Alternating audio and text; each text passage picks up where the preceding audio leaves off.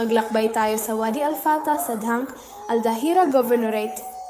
Ang Wadi Al-Fat sa Dank ay isang natural na kababalaghan na pinagsasama ang malinaw na tubig at magagandang puno tulad ng samar, ghaf at sadr na ginagawa itong isang mapayapang kanlungan para sa mga mahilig sa kalikasan.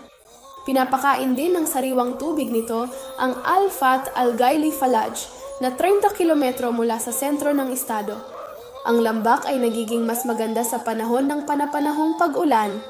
Ginagawa itong isang kaakit-akit na destinasyon at isang natatanging telebisyon para sa mga bisita. Para mas makilala ang guro, mangyaring iskan ng QR code at tangkilikin ang isang natatanging karanasan sa Kashti.